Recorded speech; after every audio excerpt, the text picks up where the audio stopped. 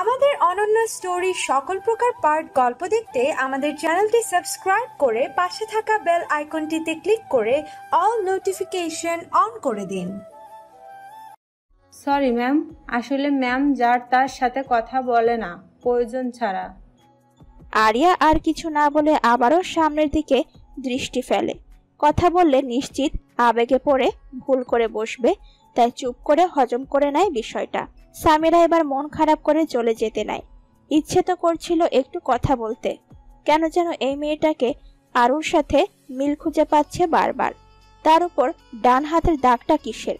আরুর হাতেও এখানে একটা দাগ দেখেছিল শেষের দিন, হয়তো আফরান ভাইয়া আঘাত করেছিল, এটাই ভেবেছিল সেদিন Samira.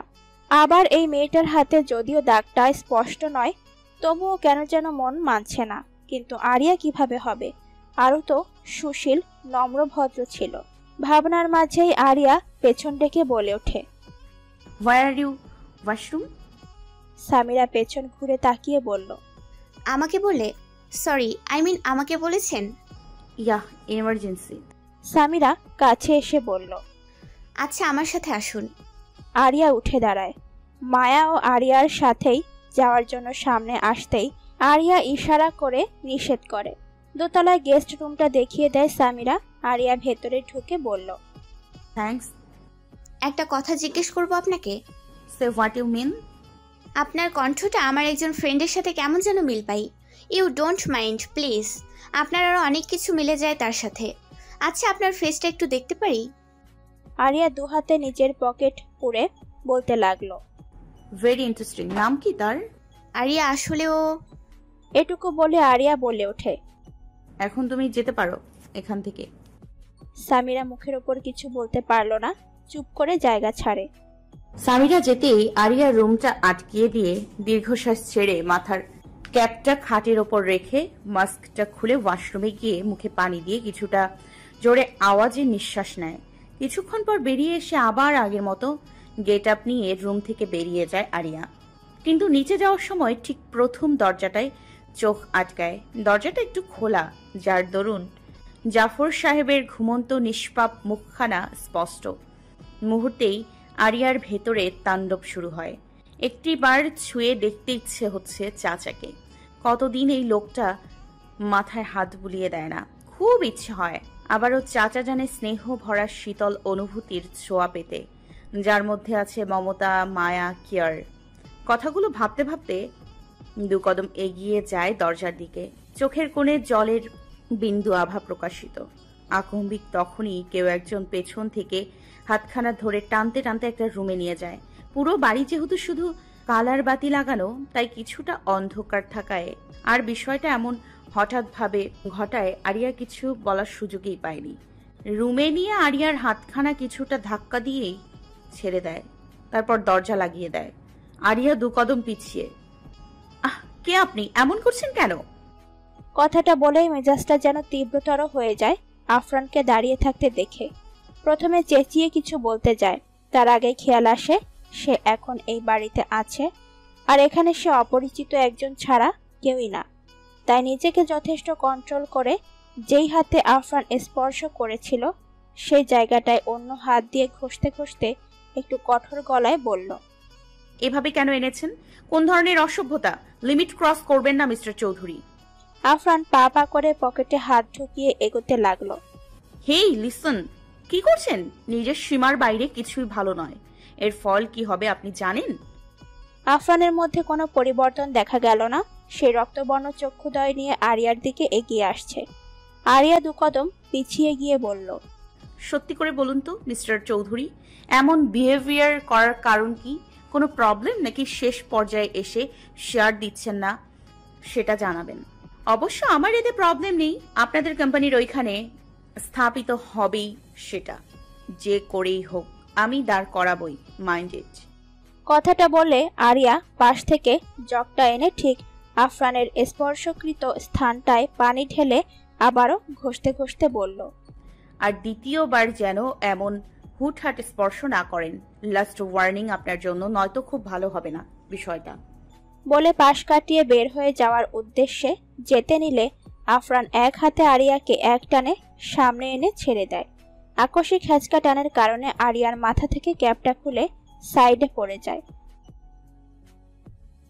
Just wait, one call বলে পকেট থেকে ফোনটা নিয়ে একটা নাম্বার ডায়াল করতে যাবে, তার আগে আফরান আরিয়ার হাত থেকে ফোনটা কেড়ে নেয়।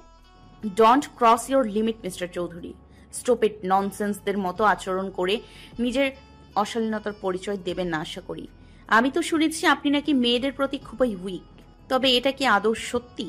I think it's a not right. নয়তো এমন ব্যবহার করতে পারতেন না আপনি। আফরান কিছুটা শান্ত গলায় বলল, কি করব বলেন বেবি, আপনি যে খুব hot. I think you are very. আরিয়ার এবার ধৈর্যের সীমা অতিক্রম ছাড়িয়ে যায়। এসব কথা বলতে লজ্জা লাগছে না? এত বড় একজন প্রফেশনাল মানুষ হয়ে এসব বলছেন। আমি যদি বাইরে গিয়ে সবাইকে সবটা সত্যি বলে দেই, ইউ নো কি হবে আপনার? কালকের পত্রিকায় হেডলাইন কি থাকবে? আফরান স্মিত হেসে বলল, যা ইচ্ছে করবেন, তবে পরেরটা পরে, এখন এই ড্রেস চেঞ্জ করুন। বলে আফরান খাটের উপর একটা গোলাপি রঙের ভারী গাউনের দিকে ইশারা করলো। আপনি আমায় বলে দেবেন কোনটা পরবো, কি পরবো? যত সব ফালতু জোকস। আমাকে যেতে দিন, নয়তো ভালো হবে না। আপনাকে আমার ভীষণ পছন্দ হয়েছে বেবি, এখন আমি যা বলবো সেটাই আপনাকে করতে হবে মিস। আরিয়ার মুখের রিয়াকশনটা বেশ মজার মনে হলো আফরানের কাছে। এই বুঝি সবকিছু পিছিয়ে ফেলবে, চোখ দুটোই বলে দিচ্ছে। আফরান হাসিটা একটু আড়াল করে বলল, কি হলো, কোনো প্রবলেম? আপনি জানেন আমার জন্য কত হাজার হাজার মেয়ে পাগল লাইন ধরে দাঁড়িয়ে থাকে, সেখানে আমি নিজেই আপনাকে অফার করছি। ভালো সুযোগ আর পাবেন না আমার মনে হয়। সব মেয়েদের মতো আমাকে মনে হচ্ছে? যারা লাইন ধরে আছে তাদের কাছেই যান না কেন? বারবার আসছেন আমার লাইফে, ওয়াই? Answer me. একটানা কথাগুলো বলল আরু, কিন্তু কথার মাঝে যে ভুলগুলো করেছে সেটার দিকে একটুও মন নেই আরুর। মাথায় রাগের বিশাল পাহাড় জমে গেছে এতক্ষণে। আফরান কিছুটা হেয়ালি ভাবে ইচ্ছে করে বিরক্তি নিয়ে বলল, আসলে ঠিক কি বললেন বুঝলাম না। আমি তো আপনার পেছনে কখনো ছুটিনি। সেদিন মিটিংয়ে দেখেই ভীষণ ভালো লেগে গিয়েছে। আমি কি করব বলুন, এখন আপনাকে আমার লাগবে। আর এই ছোট্ট ড্রেস যেখানে সেখানে আজ থেকে আপনার পরিধান করা বন্ধ। লং ড্রেস পরতে হবে, বুঝেছেন? নয়তো কি করব আপনাকে কোনো ধারণা নেই আপনার। আরিয়া দাঁতে দাঁত চেপে বলল, আমার থেকে আপনাকে ভালো করে কেউ চিনবে বলে মনে হয় না। আচ্ছা, মেয়ে দেখলেই কি ইচ্ছে মেটাতে মনে হয়? সেটা ভুল বললেন। আসলে হয়েছে কি, অনেকগুলো মেয়ে নয়, আপনার আগে শুধুমাত্র একটা মেয়ের সাথেই ইচ্ছে চেয়েছিলাম, কিন্তু ওটাকে দিয়ে তো ইচ্ছে মেটাতে পারিনি। তার আগেই মেয়েটা উপরে চলে গিয়েছে, মেচেনি। তাই একজনকে নিয়ে ভেবে গেলে তো হবে না। আপনাকে আমার কাছে ভীষণ হট মনে হচ্ছে, তাই সোজাসুজি ভাবে বলে দিলাম। আফরানের প্রতিটা কথা আরিয়ার বুকে তীব্র আঘাত করে যাচ্ছে। মানুষ এতটা নির্দয় কিভাবে হয়? কিভাবে বলতে পারলো আমি মারা গিয়েছি? কিভাবে এত জলদি আরুকে ভুলে গেল এই লোকটা? অচেনা একটা মেয়েকে কিভাবে সেক্সি হট এসব বলতে পারলো উনি? আমি তো ভাবতাম উনি সাইকো, পাগল, কিন্তু ভালোবাসা মিথ্যে নয়। ব্যবহার, আচরণ এসব উল্টো পাল্টা করতে পারে, কিন্তু ভালোবাসা মিথ্যা নয়। সেদিন রাতে যেটা করেছিল সেটার উপর আমার ঘৃণা থাকতে পারে, কারণ কখনো এসব আশা করিনি বিয়ের আগে। কিন্তু আপনাকে তো বিচারের কাঠগড়ায় কখনো দাঁড় করাতে চাইনি। তবে আজ আমাকে আবারও ভুল প্রমাণিত করে দিলেন মিস্টার মাফিয়া। কথাগুলো ভেবেই চোখের জল বাঁধ ভেঙে গড়িয়ে পড়ে। নিশ্চুপ হয়ে দৃঢ় দৃষ্টি ফেলে তাকিয়ে থাকে আফরানের চোখ জোড়ায়। আফরান হালকা ধমকিয়ে বলল, কি বলেছি শুনেননি?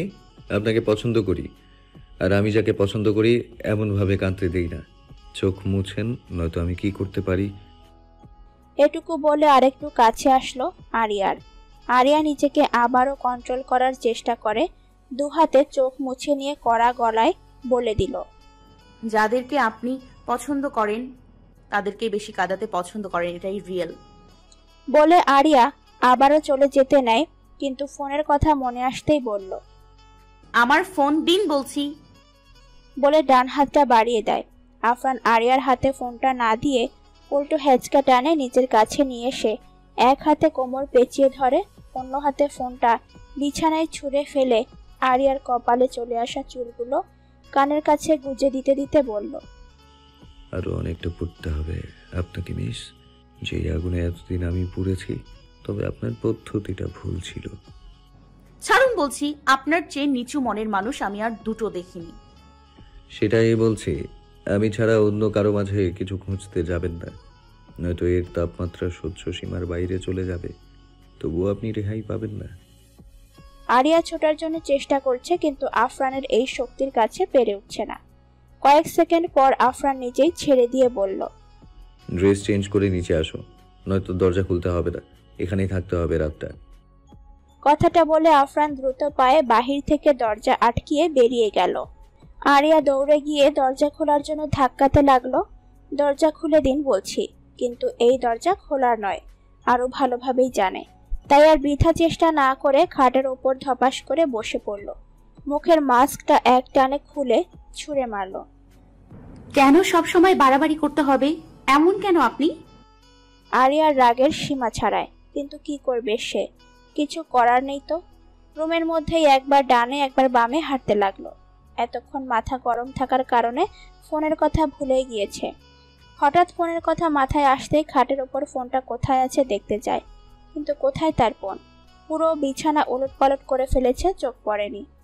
তারপর শিওর হলো নিশ্চিত যাওয়ার সময় ফোনটাও নিয়ে গেছে। এদিকে নিচে শবনম এসে বসে আছে। নাবিলকে বারবার জিজ্ঞেস করছে ও আসছে না কেন। নাবিল তো প্রায় পাগল অবস্থা, না বলে কোথায় গিয়েছে। মায়ের থেকে জেনেছে উপরে ছিল, সেই রুমটাও খুঁজে এসেছে, কিন্তু পেল না। আচ্ছা, আফরান কাজু করেনি তো? আফরান হেয়ালি ভাব নিয়ে একটু দূরের চেয়ারটায় বসে ফোনে কিছু একটা দেখে যাচ্ছে তখন থেকে।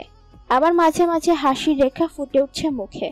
যদিও কালার বাতিতে আফরানের এমন ডোন্ট কেয়ার ভাবটা বোঝা যাচ্ছে, তবে হাসিটা বোঝা যাচ্ছে না।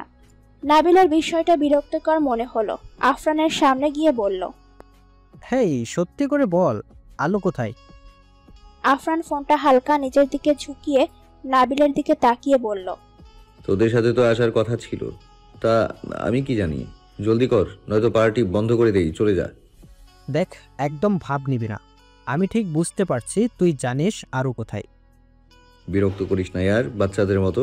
যেতে বললাম যা, আমার ঘুম পাচ্ছে। মিসেস শবনমকে গিয়ে বল সিইও কোথায়। যদি না আসে তবে তোদের সাথে যেই শেয়ারটুকু দেবার কথা বলেছি সেটা ক্যান্সেল। বাড়াবাড়ি করছিস। আরও কোথায় সেটা বলতে বলছি, নয়তো আমার চেয়ে খারাপ কেউ হবে না আফরান। আফরান আর কিছু না বলে সোফা থেকে উঠতে উঠতে বলল, 10 মিনিট টাইম দিচ্ছি, এর মধ্যে সব ঠিকঠাক না হলে সব ক্যান্সেল হয়ে যাবে, সাথে তোদের স্বপ্ন কিন্তু স্বপ্নই থেকে যাবে। কথাটা শেষ করে আফরান উপরের দিকে চলে যায়। নাবিলকে আফরানের সাথে কথা বলতে দেখে শবনম দ্রুত পায়ে এসে জিজ্ঞেস করলো, কি বলেছে ওই আফরান? বলেছে সবাইকে 10 মিনিটের মধ্যে উপস্থিত না হতে পারলে ডিল ক্যান্সেল। কিন্তু আমি এখন এটা ভাবছি না, ভাবছি শ্রাবণী এখন কোথায় গিয়েছে। বলে নাবিল আরিয়াকে খোঁজার জন্য জায়গা ছাড়ে। শবনম রাগে ক্ষোভে ফুঁসতে লাগলো। স্বপ্ন সত্যি হওয়ার আগেই ওই মেয়েটা না আবার সব ভেস্তে দেয়। শবনম বারবার আরিয়ার ফোনে কল দিতে লাগলো। সামিরা জাফর সাহেবকে খাবার খাইয়ে দিচ্ছে। প্রেমা নিচের এসব বিরক্ত লাগছে।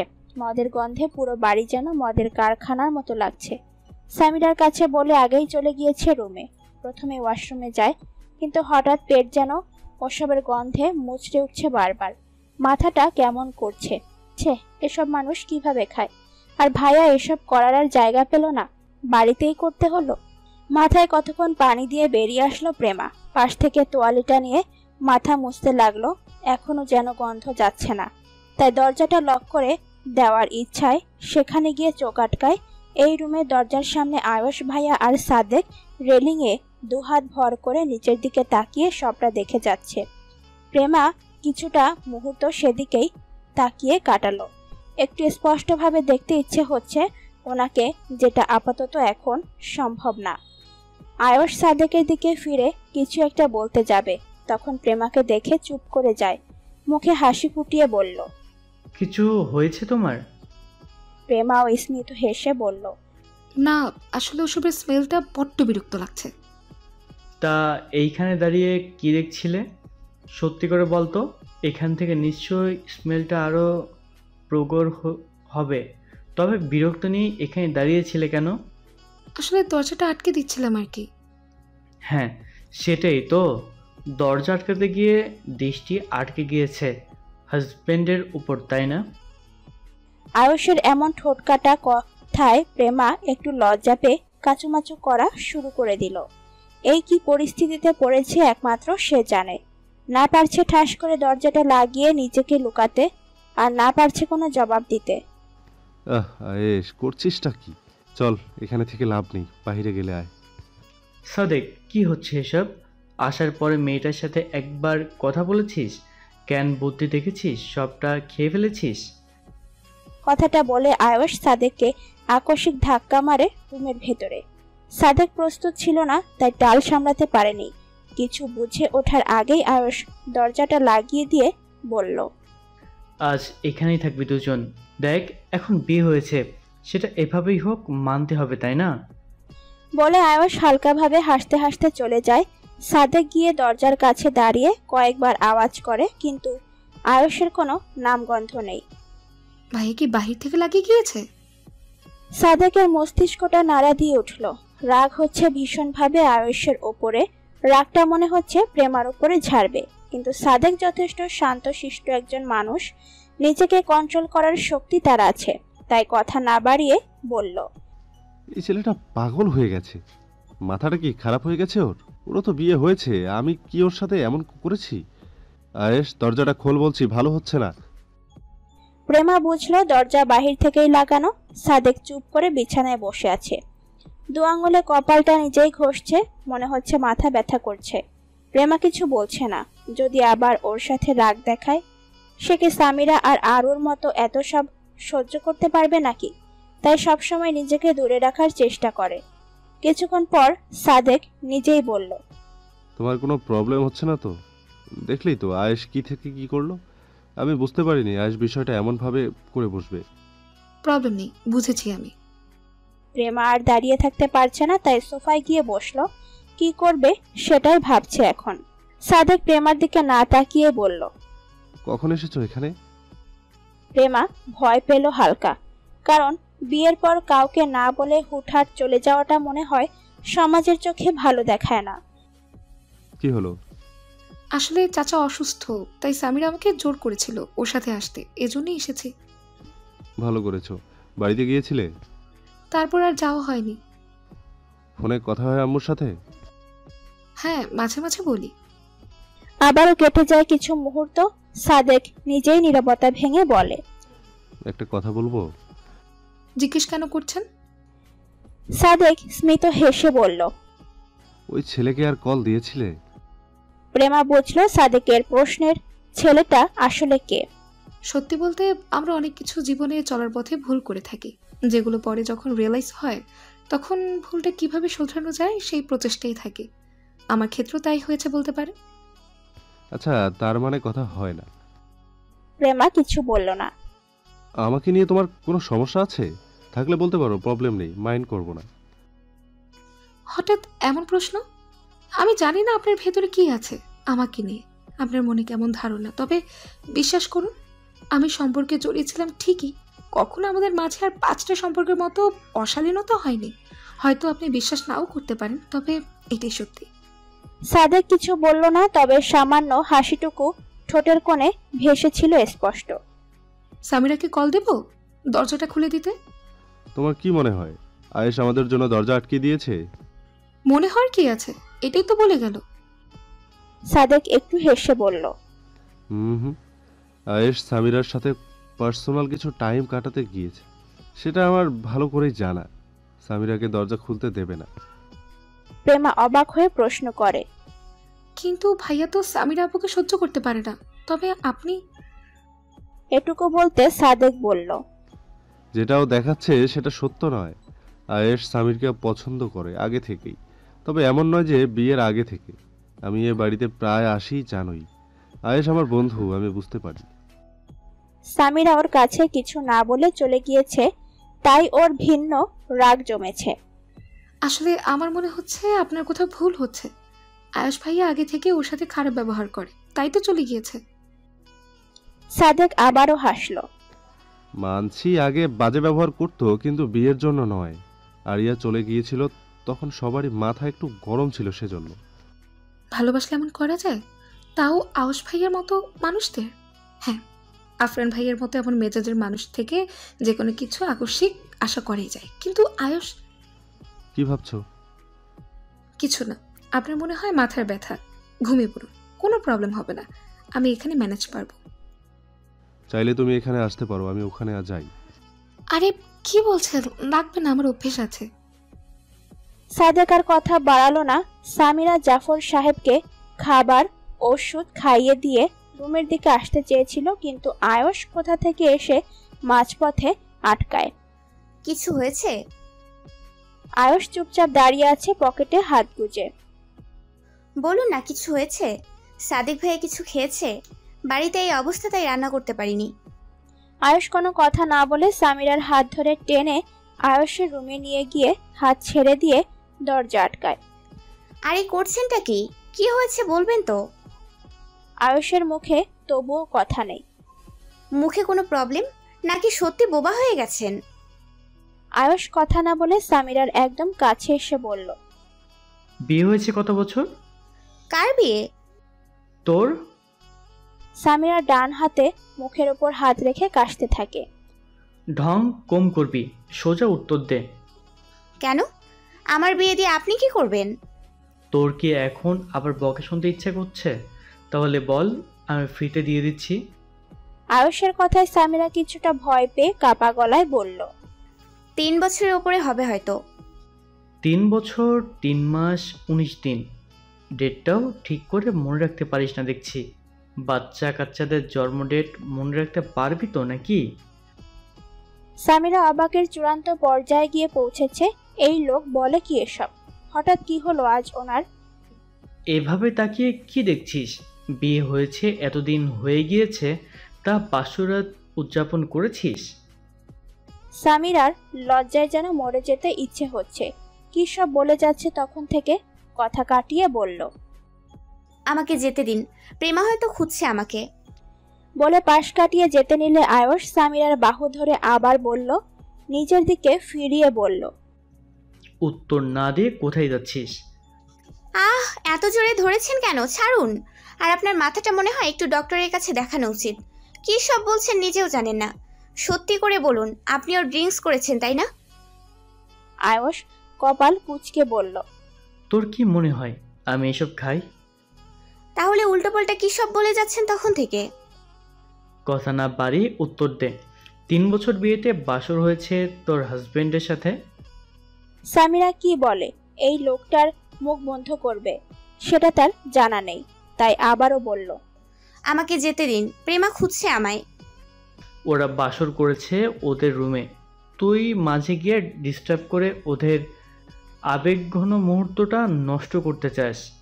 এ তো দেখছি তুই আমার চেয়েও বেশি লজ্জাহীন মেয়ে। সামিরা এবার হঠাৎ করে আয়ুষের মুখ চেপে ধরে বলল, একদম চুপ থাকেন, আর একটা কথাও শুনতে চাই না। আপনার লজ্জা শরম নেই, সাথে আমারটাও ডুবাচ্ছেন। যেতে দিন বলছি। আয়ুষ সামিরার হাতটা মুখের ওপর থেকে সরিয়ে বলতে লাগলো, তুই তো দেখছি আমার চেয়েও ফার্স্ট। সামিরা কপাল কুঁচকে বলল, কি বোঝাতে চাইলেন? এই যে আমার উপর যখন তখন হামলা করে বসছিস। ইডিয়টের মতো কথা বলা বন্ধ করুন, নয়তো কিন্তু। আয়ুষ সামিরার কথা কেড়ে নিয়ে বলল, কিন্তু কি করবি? বল। আচ্ছা, আপনি আমার পেছনে কেন এভাবে লেগে আছেন বলবেন? আমি তো আপনাকে জ্বালাইনি। আর নতুন কাউকে পেয়েছিস, আমাকে কেন জ্বালাবি? সামিরা এবার একটু একটু উঁচু গলায় বলল, বেশি হয়ে যাচ্ছে এবার। প্রিয় মানুষ থাকতে কেউ অন্য কাউকে চুজ করে না। আচ্ছা, এখন আবার নতুন করে প্রিয় মানুষটাকেও জটিয়ে নিয়েছিস, এই কারণে বাড়ি থেকে চলে গিয়েছিস? সামিরা এবার বিরক্ত হয়ে একটা নিঃশ্বাস ছেড়ে বলল, আপনাকে বোঝানোর ক্ষমতা আমার নেই, তাই দয়া করে প্রশ্ন করা বন্ধ করুন আর আমাকে যেতে দিন প্লিজ। আয়ুষ এবার সামিরার আকস্মিক দুহাতে তুলে নিল।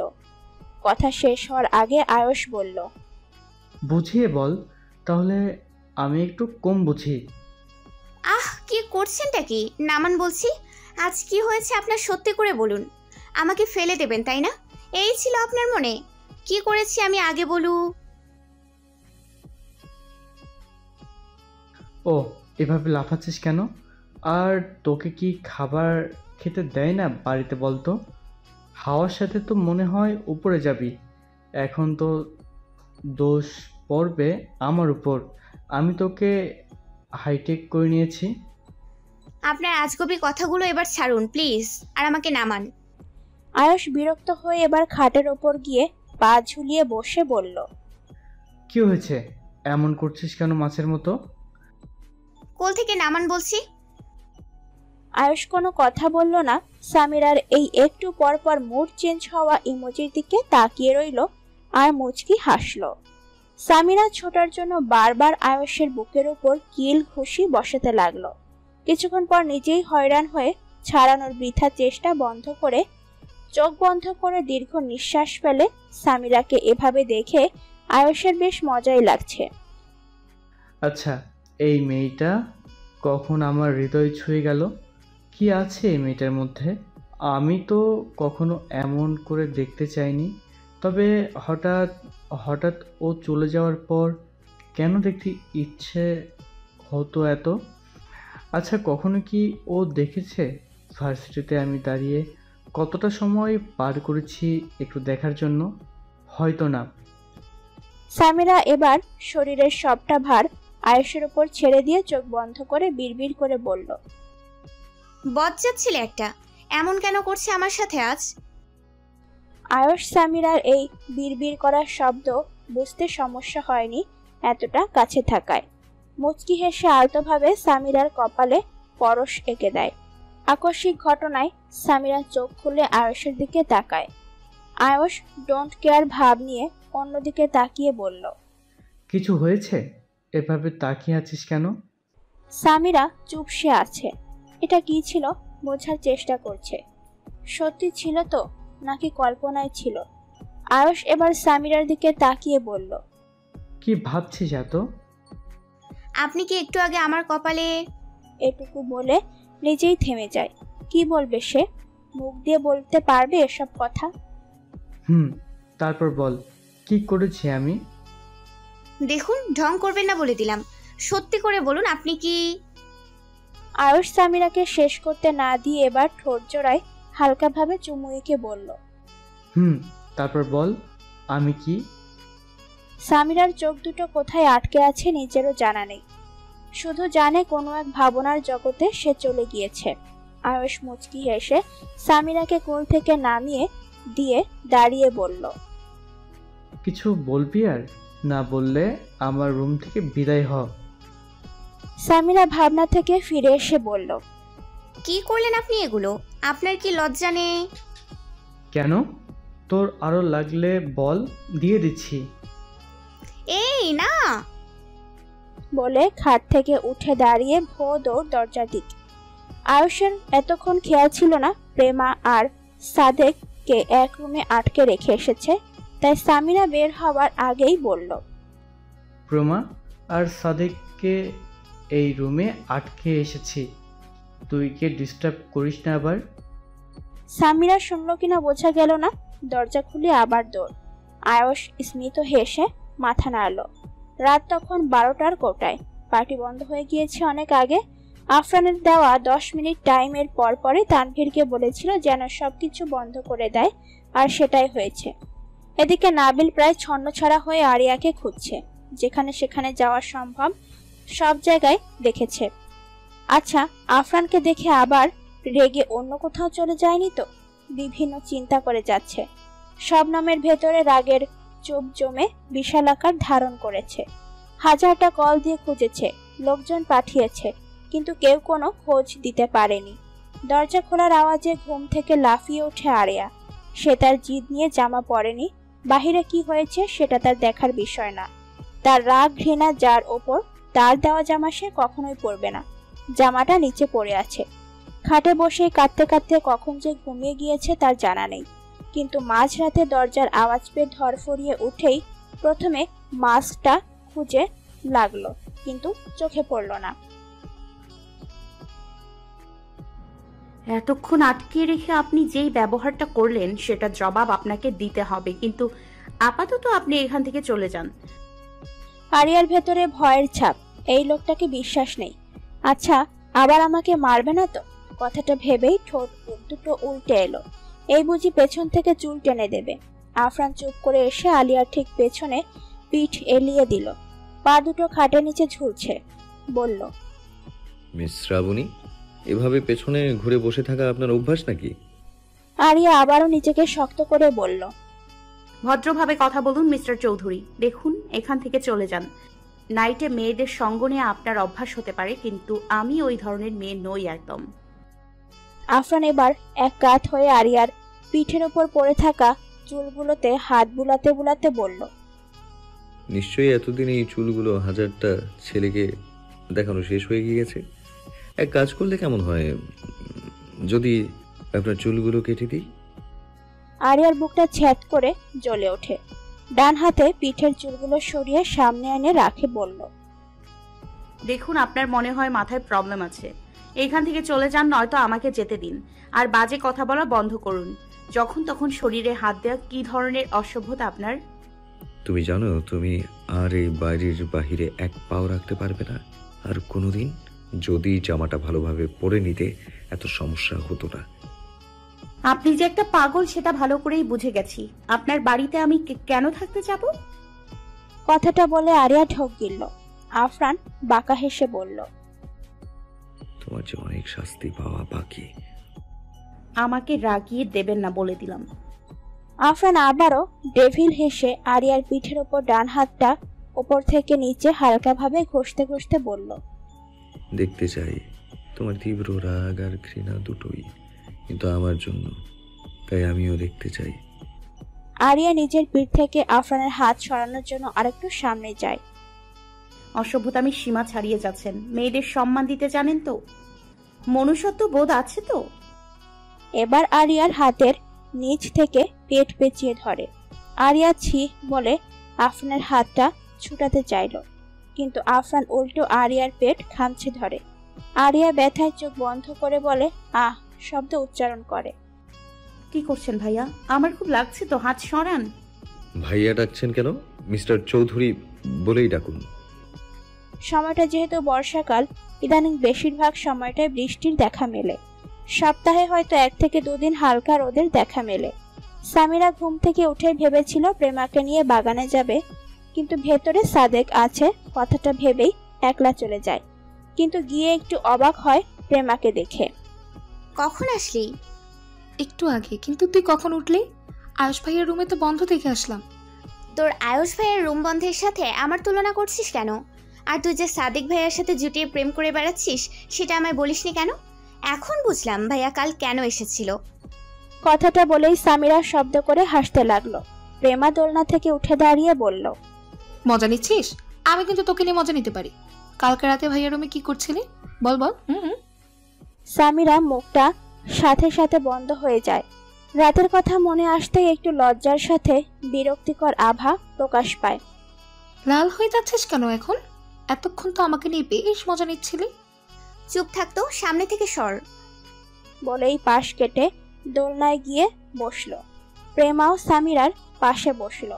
সামিরার কাছে আজকের সকালটা ভীষণ অন্যরকম লাগছে, কোনো এক অজানা কারণে। আচ্ছা, উনি এমন করলেন কেন? কাপড় বলছিলেন আরো। মনে আসতেই ঠোঁটের কোণে মিষ্টি হাসি জমে সামিরার। সামিরাকে নিজে নিজে হাসতে দেখে প্রেমা বলল, তার মানে উনি যা বলেছিলেন সত্যি বলেছেন? তোরা দুজন প্রেম করছিস তাই না রে? দুষ্টু হেসে সামিরা আবার নিজেকে স্বাভাবিক করে নিয়ে বলল, কি সব বলছিস? বাজে কথা বলিস না তো, চুপ থাক। এখন বল তো সত্যি করে, সাদিক ভাইয়ের সাথে কেমন চলছে সব? আচ্ছা, রাতে কি সত্যি একসাথেই ছিলি? এমন ভাবে মিন করছিস কেন? বাজে চিন্তা বাদ দে। তোর বর আয়ুষ ভাইয়াই তো আটকে দিয়েছিল। সামিরা না বোঝার মতো করে বলল, আয়ুষ আটকিয়েছিল মানে? কি আটকিয়েছিল? দরজা। হঠাৎ করে ওনাকে আমার রুমে দিয়ে বাহির থেকে দরজা আটকে দিয়েছিল, তাই তো থাকতে হয়েছে। কিন্তু পরে তোকে কল করতে চেয়েছি, কিন্তু উনি বলেছিল আয়ুষ ভাইয়া নাকি তোর সাথে পার্সোনাল সময় চায়, তাই তো করিনি। সামিরা কেশে উঠে বলে, মাথা থেকে কয়টা দাঁত ছিঁড়েছে তোর? উদ্ভট কথা বলছিস কেন? হ্যাঁ সত্যি বলছি, ট্রাস্ট মি সামু, আয়ুষ ভাইয়া তোকে ভালোবাসে, সেটা আমিও কাল জানতে পেরেছি। সামিরা কপাল কুঁচকে বলল, তোর ফালতু কথা তোর কাছেই রাখ। ওকে, ট্রাস্ট না হলে এটা বল যে কাল রাতে ভাইয়া তোর কাছে যায়নি কথা বলার জন্য বা এমন কিছু। প্রেমার কথায় সামিরা হঠাৎ অন্যমনস্ক হয়ে কি যেন ভাবতে লাগলো। কি হলো বল। উপরে তাকা। কি বলছিস? আমি কি বলছি? সামিরা বাড়ির দিকে তাকিয়ে বলল, আফরান ভাইয়ার বারান্দার দিকে দেখ। প্রেমা সামিরার দৃষ্টি অনুসরণ করে দোতলায় আফরানের রুমের দিকে দৃষ্টি দিতেই অবাক হয়ে গেল। এত সকালবেলা আফরান ভাইয়া বারান্দায় কি করছে? কখনো তো এত সকালে দেখেনি। সকালে উঠতে কি হলো যে ভাইয়া এত সকালে ঘুম থেকে উঠেছে? আমার তো বিশ্বাসই হচ্ছে না। আমার ভাবনা অন্য কিছু। কি? ভাইয়া হাসছে একটু পরপর। প্রেমার চোখগুলো বড় বড় হয়ে গেল। ভালো করে তাকিয়ে দেখলো মিনিটের মতো চেয়ারে হেলান দিয়ে এক হাত মাথার নিচে দিয়ে অন্য হাতে ফোনের দিকে তাকিয়ে কি যেন দেখছে, আর সেকেন্ড কয়েক পর পর হাসছে। মিটিমিটি স্পষ্ট দেখা যাচ্ছে। আচ্ছা, এটা কি আদৌ সত্য? দুজনেই ভুল দেখবো। আরিয়া যাওয়ার পর তো ভাইয়াকে দেখাও যায়নি দেশে এতগুলো বছর, অথচ ভাইয়ার মুখে সবকিছুতে এখনো এমন ভাব যেন কিছুই হয়নি। আরও হয়তো ঠিক বলতো। যাই হোক, বাদ দে, আমরা এসব ভেবে কি করব? সামিরা চোখ সরিয়ে দোলনা থেকে দাঁড়িয়ে বলল, আচ্ছা ভালো লাগছে না, ভেতরে চল, কিছু রান্না করে নেই, চাচা উঠে যাবে। আর বাবা কল দিয়েছিল, চলে যেতে বলেছে। আজ আরো ইম্পর্টেন্ট ক্লাস আছে ওয়াহিদ স্যারের, মনে নেই তোর? আছে। আরিয়া একটু আগেই ঘুম থেকে উঠে শাওয়ার নিয়েছে। প্রথমে ভেবেছিল জামাটা কোনো কালেই পরবে না, কিন্তু উপায় নেই বিধায় পরতে হয়েছে বিরক্ত নিয়ে। পরনের শার্ট কোট এসব না ধুয়ে ভেতরে রেখে দিয়ে চলে আসছে। এতগুলো বছরে সেই নিজের হাতে কাজ করার অভ্যাসগুলো চলে গিয়েছে। এখন এসব বিরক্ত লাগে তার কাছে। কিন্তু এই রুমে তো কিছুই নেই। চুল থেকে পানি টপকে পড়ছে। এক হাতে আরিয়া চুলগুলো ধরে আছে। একটু নয়, অনেকটা বিরক্ত হচ্ছে আরো। জামা দিয়েই চলে গেল, অন্য কিছু লাগে না। যত সব, এত বড় ছেলে হয়েছে, মাথায় কি কিছু নেই নাকি? শুধু মেজাজটাই আছে, আর কিছু নেই। আরো অনেক কিছু বলে বকবক করতে বারান্দায় গিয়ে দাঁড়ালো, কিন্তু রোদের ছিটে ফোটাও দেখছে না। শীতল হাওয়া গায়ে এসে শিহরণ বয়ে দিচ্ছে বারবার। আরিয়া চোখ বন্ধ করে একটু হালকা হাসে, কিন্তু আবার পর মুহূর্তেই তার অবস্থানের কথা মনে হতেই শরীরে রাগ জ্বলে ওঠে। এই বাড়িতে কি তাকে সত্যি আটকে রাখবে? এটা কিছুতেই হতে দেওয়া যাবে না। আমাকে বেরোতে হবে এখান থেকে। আবারও ফিরতে চাই না এমন জীবনে যেখানে আমার কোনো মূল্য নেই, যেখানে আছে শরীরের চাহিদা। আকস্মিক পেছন থেকে কেউ একজন কোমর জড়িয়ে ধরে দুহাতে। থুতনিটা আরিয়ার ঘাড়ে রাখে। আরিয়া ভয় পেয়ে চিৎকার করতে গিয়ে চুপসে যায়। যখন তার মাথায় আসে লোকটা আসলে কে হতে পারে, কিন্তু কথা হলো কখন আসলো ভেতরে? দরজার আওয়াজ পেলাম না যে, হয়তো ভাবনায় ডুবেছিলাম তাই। কিন্তু ভয় হচ্ছে ভীষণভাবে। নিশ্চিত এখন আমার দেখে নেবে, তারপর কুচি কুচি করে কেটে চিকেন ফ্রাই বানিয়ে ময়লার ঝুড়িতে ফেলে দিবে। কথাটা ভেবেই আরিয়ার শরীরটা কাঁপতে থাকে। অথচ আফরান স্বাভাবিকভাবেই বলল, গোসল করতে এত সময় লাগলো কেন? তুমি বুঝে এত লেট করে ওঠো? কখন থেকে উঠে অপেক্ষা করছি। আরিয়া একটু সাহস করেই বলল, দেখুন অসভ্যতামি বন্ধ করুন, এখান থেকে যেতে দিন আমায়। আফরান মৃদু হেসে আরিয়ার হাত থেকে ভেজা চুলগুলো ছাড়িয়ে আরিয়াকে ছেড়ে বিছানার ওপর থেকে টোয়ালেটা নিয়ে এসে চুল মুছতে মুছতে বলল, জানো শ্রাবণী, তোমাকে লম্বা চুলে আর একটু বেশি সুন্দর লাগতো হয়তো। আর চুল কাটবে না আমাকে না বলে, ওকে? আফরানের মুখে শ্রাবণের শব্দটা শুনে আরিয়ার যেন বুকটা ফেটে যাবে এখনই, এমন যন্ত্রণা হচ্ছে। ইচ্ছে করে আরো কিছু জানার প্রশ্ন করতে। বিয়ে করবেন আমায়? আফরান চুল থেকে তোয়ালেটা সরিয়ে বলল, সন্দেহ আছে? অন্য মেয়েদের সাথেও নাইট ক্লাবে থাকবেন বিয়ের পর? হতেও পারে, শিওর নই।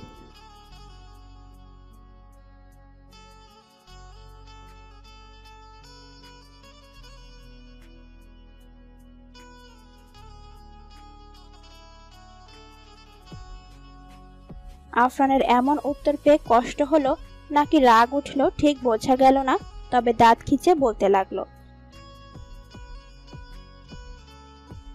জিজ্ঞেস করিনি, জানিয়ে দিয়েছি শুধু।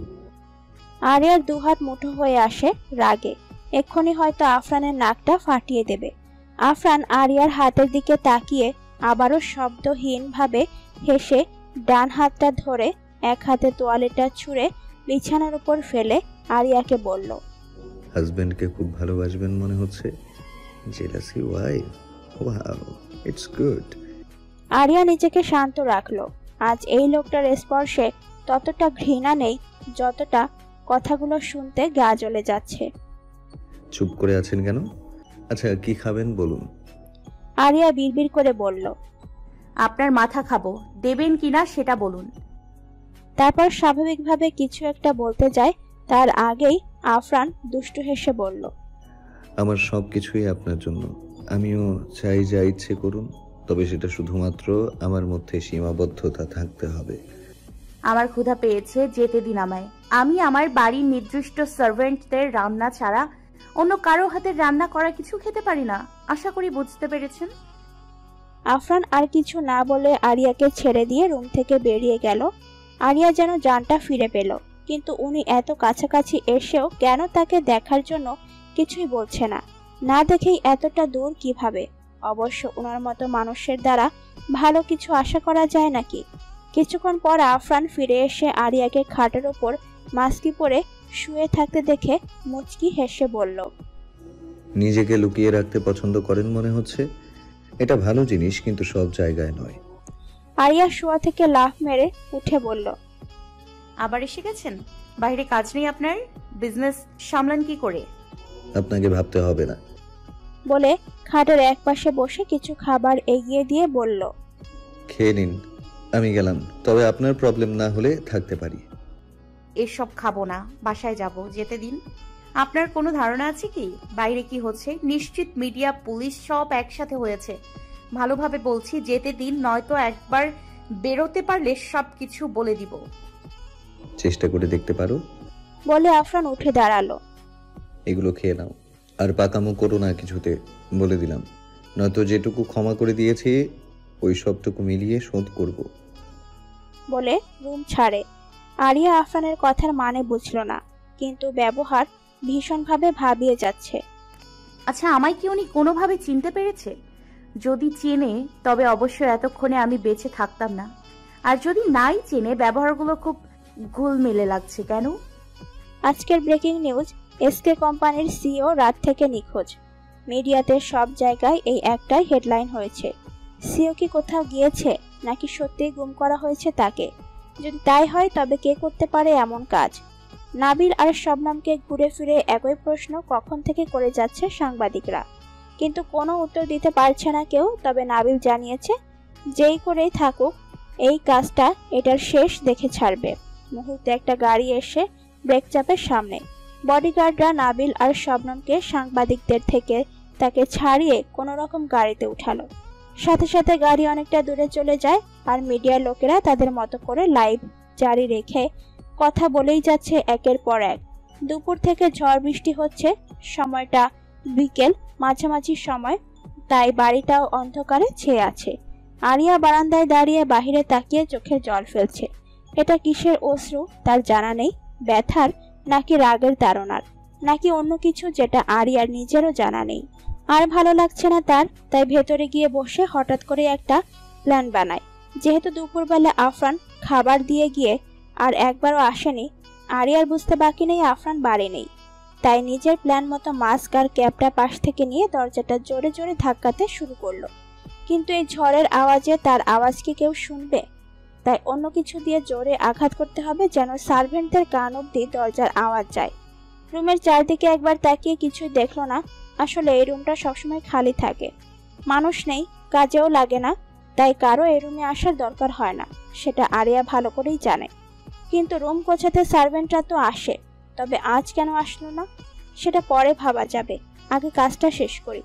কিন্তু কিছু যে চোখেই পড়ছে না, তাই হাত দিয়েই জোরে জোরে আওয়াজ দিতে লাগলো। প্রায় অনেকক্ষণ এমন করে নিজেই হয়রান হয়ে দরজায় পিঠ ঠেকিয়ে বসে আবারও কাঁদতে কাঁদতে বলল, প্লিজ কেউ তো দরজাটা খুলে দাও। আকস্মিক চমৎকার হলো, অপাশ থেকে কারো আওয়াজ শুনতে পেল। গলাটা শুনে বুঝতে পারছে এটা আফরান নয়, তাই দ্রুত দাঁড়িয়ে আবারও দরজা ধাক্কিয়ে বলল, কেউ খুলে দাও দরজাটা। ওপাশ থেকে আওয়াজ আসলো। ভেতরে কি আপনি আটকে আছেন নাকি?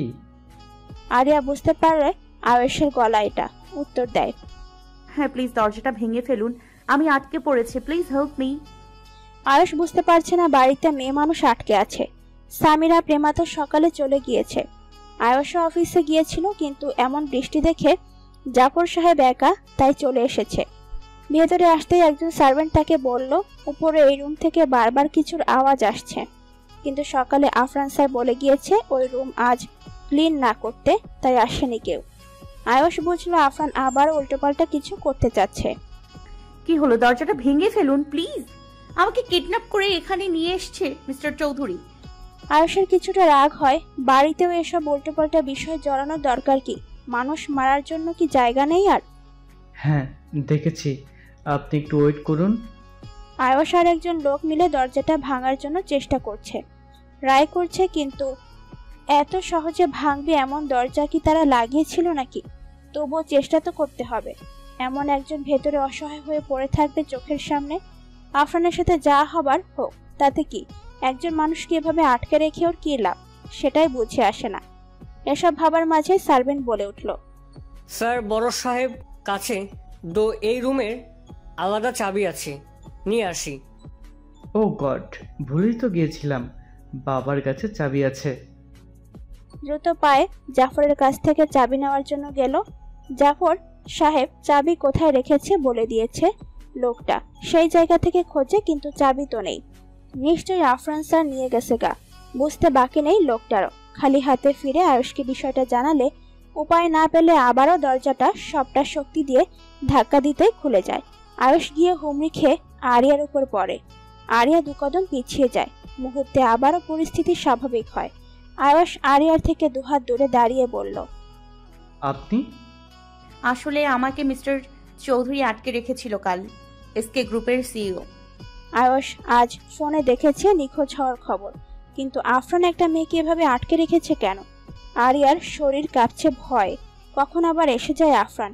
এক মুহূর্ত না দাঁড়িয়ে থেকে দ্রুত পায়ে রুম থেকে বেরিয়ে দৌড়ে নিচে বাড়ির গেট পেরোয়। আয়ুষ শুধু হা হয়ে তাকিয়ে আছে, কিছুই বলল না। এভাবে চলে গেল হয়তো আফরানের ভয়ে, কিন্তু আমার মাথায় এটাই ঢুকছে না যে আফরান এই মেয়েটাকে কেন আটকালো। কোনো মেয়ের সাথে বিজনেস নিয়ে ওর শত্রুতা আগে তো কখনো দেখেনি এমন। আরিয়া যাওয়ার 10 থেকে 15 মিনিট পর আফরান বৃষ্টিতে ভিজে চুপ হয়ে দৌড়ে আয়েশের রুমে এসে আয়েশের কলার চেপে ধরল। চোখ জোড়ায় বিষাক্ততা প্রকাশ পাচ্ছে, হাতের রগ, ঘাড়ের মোটা রগটাও ফুলে উঠেছে। দাঁতে দাঁত পিষিয়ে বলতে লাগলো, দরজা খোলার রাইট তোকে কে দিয়েছে? আজও যদি ওর কিছু হয়ে যায় আয়াস, তোকে আমি খুন করতেও সময় নেব না। যতটা ক্ষত ওর শরীরে আমি খুঁজে পাবো, ঠিক ততটা ক্ষত তোর শরীরে ফেরত দেব। যত ফোঁটা রক্ত ওর শরীর থেকে পড়বে, 1000 গুণ তোর শরীর থেকে ঝরবে। Mind it. কোন দিকে গিয়েছে ও? First answer me. আয়ুষ আফরানের কথার মানে কিছু বুঝলো না, তবে এতটুকু বুঝেছে মিস শ্রাবণীকে ছাড়িয়েছে সে, তাই এমন করছে। দেখ আফরান, বিজনেস নিয়ে মেয়ের সাথে তুই? এটুকু বলতে আফরান আয়ুষের গাল বরাবর ঘুষি মেরে বলল, আনসার মি, সময় নেই আমার হাতে, ফাস্ট। বলে আয়ুষকে ধাক্কা দিয়ে ফেলে চেঁচিয়ে বলতে লাগলো, আনসার মি আয়ুষ। আফরানকে রাখতে দেখেছে, কিন্তু কখনো এমন চেঁচাতে দেখেনি সে। নর্মাল বিষয়টাকে এমন ভাবে নিচ্ছে কেন? আয়ুষ শান্ত গলায় বলল, কি হয়েছে আগে বল, এমন রেগে আছিস কেন? আফরান এবার আয়ুষের পেট বরাবর একটা লাথি বসিয়ে দিল। বুঝে গেছি, আমি তোকে তো পরে দেখে নিব। ছাড়বো না তোকে আয়ুষ, ওর কিছু হয়ে গেলে। আফরান দৌড়ে বেরিয়ে গেল সাথে সাথেই। আয়ুষ শুধু বোকার মতো তাকিয়ে আছে। কি হয়েছে? এমন করছে কেন ও? ওই মেয়ের কি হবে আবার? ওই মেয়ের জন্য এমন করছে কেন? আয়ুষের কেমন যেন সন্দেহ হতে লাগলো। 2 মিনিট চোখ বন্ধ করে চারপার মিলাতে লাগলো। হঠাৎ করে চোখ খুলে বলতে লাগলো, damn it, how possible? It's real. মানে সামিরাকে বাবাকে বলতে শুনেছিলাম সকালবেলা, এটাই রিয়েল?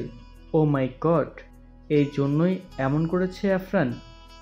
কথাটা ভেবে আয়ুষ নিজেও হন্তদন্ত বেরিয়ে গেল। আরিয়া যেহেতু আসার সময় কিছুই নিয়ে আসেনি, তাই দৌড়েই পালাচ্ছিল, কিন্তু আর পারছে না। তখন থেকে বৃষ্টিতে ভিজে ক্লান্ত হয়ে রাস্তার একপাশে বসে পড়ল। বৃষ্টির সময় বিধায় আশেপাশে দোকান একটাও খোলা নেই, এমন ব্যবস্থাও নেই যে গিয়ে একটু কল দেবে। হঠাৎ করে কয়েকটা লোক এপাশ দিয়ে যাচ্ছিল, ভিজে ভিজে, হাতে কয়েকটা লাঠি ছুরি, আবার একজনের হাতে বন্দুকও আছে। কিন্তু একজন আলিয়ার দিকে ইশারা করে কি যেন দেখালো। সবগুলো লোক আলিয়ার সামনে এসে বলল, তুই ওই শিওর তাই না? কিরে, ম্যাডাম এইডারে খুঁজতে পাঠাইছিল না রে? পাশ থেকে একটা লোক বলল, দেখ তো, তাই মনে হইতাছে, কিন্তু ছবি তো প্যান্ট শার্ট পরা দেখলাম। আরিয়া লোকগুলোকে দেখে বলতে লাগলো, আপনারা কারা? এখানে দাঁড়িয়ে আছেন কেন? সামনে থেকে সরে যান। তুই এসকে গ্রুপের শিওর কিনা হেইডা ক। আপনারা জেনে কি করবেন? দেখে তো এক একটাকে গুন্ডা মনে হচ্ছে। চলে যান এখান থেকে, নয়তো আমাকে আপনারা চিনেন না কি করতে পারি বলে দিলাম। একটা লোক হাসতে হাসতে বলল, এইটুকু মেয়ে কি কয় শুনছস তোরা? পেটের ভিতরে যখন ছুরি বসাবো তখন বুঝবে আমাদের পাওয়ার ওই মেয়ে। আপনাদের ওসব বাজে কথা ছাড়ুন, আমি ওসব হুমকিতে ভয় পাই না। ভালোভাবে বলছি, চলে যান এখান থেকে। একটা ছেলে সামনে এগিয়ে এসে বলল, তাই নাকি? তা প্রথমে হাত ভাঙবো না পা ভাঙবো সেটা বল। আরিয়া একটু স্মিত হেসে বলল, কথাই হবে না, বুঝলাম তোদের। ছেলেটা নিজের হাতের লাঠিটা দেখিয়ে বলল, এত বড় বড় কথা কিভাবে বলছিস? আমাদের কে দেখে ভয় পাচ্ছিস না? আরিয়া স্মিত হেসে বলল, বললাম তো, ট্রাই কর। ছুরি হাতের ছেলেটা সামনে এসে বলল, এ তো দেখছি পাওয়ারফুল লেডিস রে বাইরে, কিভাবে তুই করে কথা বলা শুরু করে দিছে? বলে হাতের ছুরিটা নিয়ে আরিয়ার সামনে এগোতে লাগলো ধীর পায়ে, কিন্তু আকস্মিক আরিয়া তার সামনের ছেলেটার হাত থেকে লাঠিটা এক টানে নিয়ে নিল নিজের হাতে। তারপর বলতে লাগলো, কাম অন ফার্স্ট।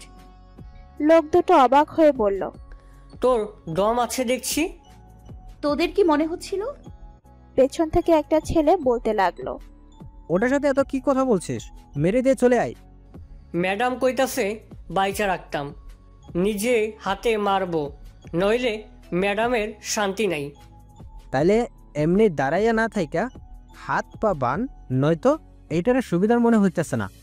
লোকটার কথা মতো আরিয়ার দিকে ছুরি এগোতে এগোতে বলল, চুপচাপ দাঁড়িয়ে থাক, নয়তো এইটা দিয়ে গলা কাইটা সময় লাগবো না।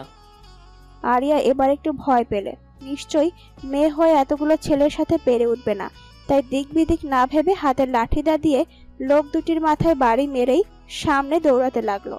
সাথে সাথে লোক দুটো মাথায় হাত দিয়ে নিচে এলিয়ে পড়ে, মাথার রক্ত কপাল টপকায়। আহত গলায় বলল, তোরা দেখছি কি ওইটারে ধর, ম্যাডাম আসতে দেরি হলে তোরাই কাজ সেরে দিস।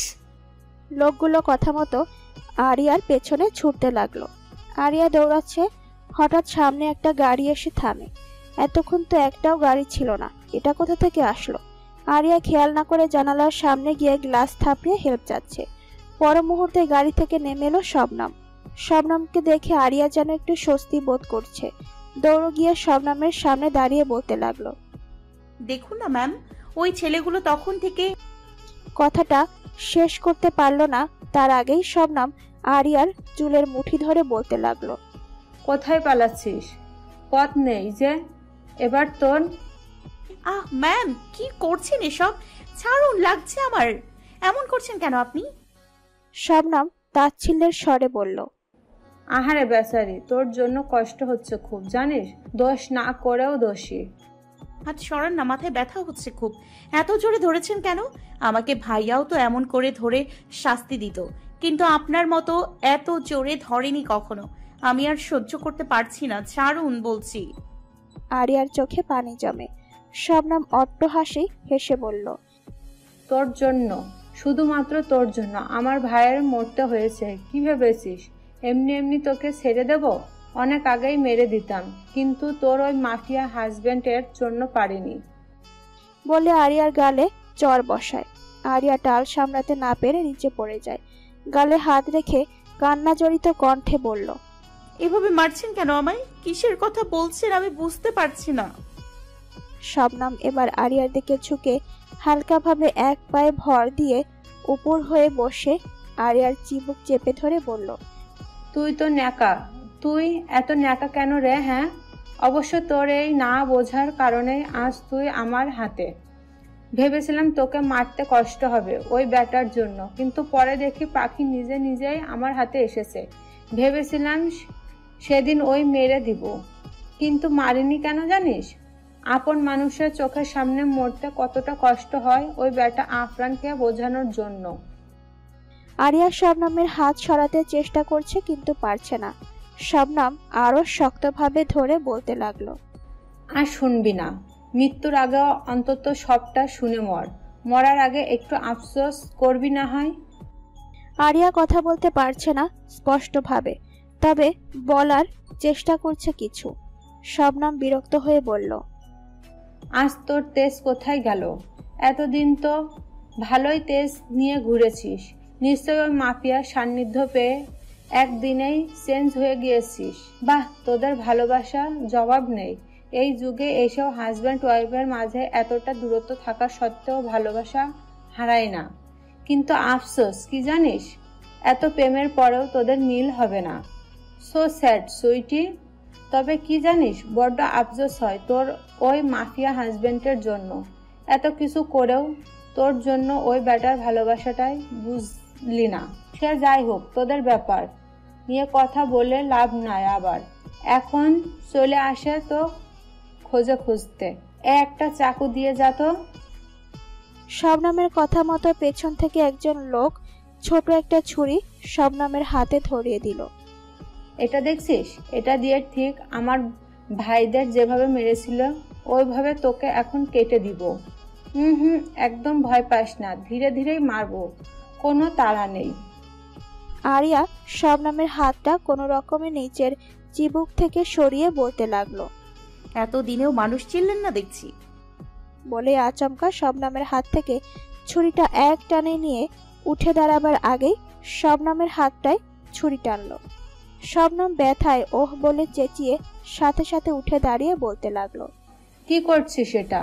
এই শবনমকে চিনিস না এখনো? তোর কি অবস্থা করব তোর চিন্তার বাইরে। আরিয়া কথা না বাড়িয়ে যেই দৌড়ে পালাতে যাবে তার আগেই ছেলেগুলো আরিয়াকে ধরে ফেলে। ছাড়ুন বলছি, ঠিক করছেন না, আপনারা ছেড়ে দিন আমায়। শবনম কাটা জায়গায় এক হাতে ধরে রক্ত আটকানোর চেষ্টা করে। আরিয়ার সামনে এসে দাঁড়িয়ে বলল, ভেবেছিলাম এক রাতেই ওই শালা তোকে পরিবর্তন করে দিয়েছে, এখন দেখছি তেজটা আগের মতোই আছে। বলতে বলতে আরিয়ার হাত থেকে ছুরিটা নিয়ে যায়। আরিয়া বুঝতে পারছে তার সাথে খারাপ কিছু হতে চলেছে। কি করবে মাথায় আসছে না। এই মুহূর্তে কি করবে সে? মৃত্যুটা মনে হয় খুব নিকটে চলে এসেছে। শবনম এক মুহূর্ত দেরি না করে আরিয়ার ডান হাতটা ধরে প্রথমে ঠিক সেই জায়গায় পোঁচ মারে যেখানটায় আরিয়া শবনমের হাতে মেরেছে। আরিয়া চিৎকার করে ওঠে। আরিয়ার কান্নাগুলো বৃষ্টির সাথে মিশে যাচ্ছে। রক্তগুলো প্রবাহিত বৃষ্টির পানির সাথে গড়িয়ে যাচ্ছে রাস্তায়। পাশে থেকে শবনমের সাথে লোকগুলোরও পৈশাচিক হাসির তুমুল শব্দ। শবনম এবার বলল, খুব কষ্ট হচ্ছে, আমিও দেখতে চাই তোর এমন নিঃসঙ্গময় মৃত্যুতে মিস্টার চৌধুরী ওরফে মিস্টার মাফিয়া কেমন কষ্ট প্রকাশ করে। তখনই তো আমার প্রতিশোধের আগুন মুছবে। কথাগুলো বলতে বলতে এবার শবনম আরিয়ার ডান হাতের আঙুলগুলো ধরে বলল, এখন কি করব তুই বুঝতে পারছিস? যেমন ভাবে আমার ছোট ভাইয়ের আঙুলগুলা আলাদা করে দিয়েছে তোকে ছোঁয়ার জন্য, এমন করেই। এটুকু বলতেই পেছন থেকে বিকট আওয়াজে কেউ বলল, হেই, ডোন্ট শুট, ডোন্ট কিল। সবার দৃষ্টি পেছনে এই মুহূর্তে। রাস্তার পাশে ল্যাম্প লাইটগুলোতে স্পষ্ট দেখা যাচ্ছে কতটা ছন্নছাড়া হয়ে দৌড়ে আসছে আফরান। শবনম এবার আফরানকে দেখে মনে হয় আরেকটু খুশি হলো। বাহ, এ তো দেখছি আরো বেশি মজার হবে বিষয়টা। একদম চোখের সামনে মরতে দেখলে যন্ত্রণাটা তীব্রতা বাড়িয়ে যাবে, তাই না বল? পাশ থেকে একটা লোক বলল, জি ম্যাডাম। শবনম হেসে আফরানকে উদ্দেশ্য করে বলল, নিজে এসে গিয়েছে, ভালো হয়েছে। চোখের সামনে নিজের প্রাণ প্রিয়কে মরতে দেখবে এখন। আফরান এবার শবনমের কাছে এসে হাঁপাতে হাঁপাতে বলতে লাগলো, দেখ ওকে ছেড়ে দে। কথাটা বলেই আরুর দিকে তাকালো। হাতে রক্তের আভা দেখেই রাগ কন্ট্রোল সীমা পেরিয়ে যায়। দৌড়ে আরুর দিকে আসতে নিলেই শবনম আরিয়ার গলা বরাবর ছুরিটা ধরে বলল, এক পায়ে এগোবি না, নয়তো একদম বসিয়ে দিব। আফরান একদম স্টপ হয়ে গেল। কি করবে মাথায় ঢুকছে না। দুহাত উঁচিয়ে নিজেকে সারেন্ডার করে বলল, দেখ আমার সাথে যা ইচ্ছে কর, তোর আমার সাথে শত্রুতা, ওকে কেন মাঝে টানছিস? নো নো, একদম না। শত্রুতা কিসের? প্রতিশোধের নেশায় ধরেছে। যতক্ষণ না তোকে সেই যন্ত্রণা দিতে পারবো ততক্ষণ সে বুকের ব্যথা থামবে না। কথা শেষ করে আরুর চুলগুলো মুঠো ধরে বলল, এই মেয়ের জন্য দিওয়ানা, তাই না? কিন্তু জানিস, আমার ভীষণ ভাবায় একটা বিষয়, এই মেয়ে তোর কথা বিন্দু পরিমাণও ভাবে না। আর তুই এর মধ্যে কি এমন দেখলি? ও গড, বোরিং দিস স্টোরি। ছেড়ে দিন, ব্যথা পাচ্ছি তো। আরিয়া কাতর কণ্ঠের কথাটা আফরানের বুকে তীরের মতো বিদ্ধ হলো। খুব ব্যথা হচ্ছে বুকের বাঁ পাশটা। আজ কাজে যদি বের না হতো তবে এই সময়টা আসতো না। সবটা দোষ নিজের ওপর চাপিয়ে দিল আফরান। অনুনয় স্বরে কাতর কণ্ঠে আফরান বলল, দেখ ওর কষ্ট হচ্ছে ভীষণ, ছেড়ে দে প্লিজ, আমাকে যা ইচ্ছে কর। বলে হাঁটু গেড়ে মাথা নত করে বসলো আফরান। শবনম যেন এই একটা মুহূর্তের আশায় ছিল। হুঙ্কার দিয়ে জোরে জোরে হাসতে লাগলো। আরিয়ার চোখ জোড়া আফরানের দিকে তাকিয়ে আছে। সত্যি দেখছে তো সবকিছু, নাকি কল্পনা? কিন্তু আমাকে দেখেও কোনো প্রতিক্রিয়া কেন জানাচ্ছেন না? কথাগুলো আরিয়ার মাথায় এমন পরিস্থিতিতেও ঘুরপাক খাচ্ছে। তোদের এত ভালোবাসা দেখে আমি খুবই আবেগপ্রবল, কিন্তু আফসোস এসব কিছুই আজ আটকাতে পারবে না আমার দেওয়া পৈশাচিক মৃত্যু থেকে তোর প্রাণপ্রিয় অবাধ্য বউকে। আফরান আরিয়ার চোখের দিকে তাকায় অসহায়ের মতো। চোখাচোখি হয় দীর্ঘ সময় বললে ভুল হবে। হাজার হাজার প্রহর পর প্রথমবার আফরানের চোখের দিকে তাকায়। আরিয়ার বুকটা কেমন করছে। এমন পরিস্থিতিতে কখনো দেখেনি আফরানকে, তাও এমন অসহায় মুহূর্ত। হয়েছে, তোদের প্রেমালাপ ইশারায় ও প্রেম হয়। হাউ সুইট কাপল। শবনম ছুরিটা আরিয়ার গলায় আরেকটু চেপে ধরতে যাবে, তখনই শবনমের হাতের উপরিভাগ বরাবর গুলি লাগে। হাত থেকে ছুরিটা পড়ে যায়। লোকগুলো আকস্মিক ঘটনা বোঝার জন্য আরিয়াকে ছেড়ে কোন দিক থেকে এসেছে গুলিটা সে যা বোঝার চেষ্টা করে। আরিয়া সুযোগ পেয়ে শবনমকে ধাক্কা মেরে দৌড়ে এসে আফরানকে জড়িয়ে ধরে। আফরান বাচ্চাদের মতো আরুকে বুকে পেয়ে শক্ত করে জড়িয়ে ধরে কাঁদতে কাঁদতে বলল, খুব মেরেছে? ব্যথা পেয়েছো খুব? তার পরক্ষণেই আবার বুক থেকে সরিয়ে মুখোমুখি করে আলতোভাবে দুহাত গালে রেখে বলল, কোথায় কোথায় মেরেছে বলো, ওদের অস্তিত্ব মুছে ফেলবো পৃথিবী থেকে। আরিয়া কিছুই বলছে না, শুধু ভয়ে বুক কাঁপছে তার। আফরানকে আবারও জড়িয়ে ধরে। শবনমের কিছু বুঝে আসার আগেই নাবিল গাড়ি থেকে নেমে এসে বলল, তোকে বারবার বলেছিলাম আরুর কিছু না করতে, শুনলি কোথায়? সেই প্রতিশোধ নেওয়ার জন্য আরুকে আঘাত করলি। শবনম নিজেকে সামলিয়ে বলল,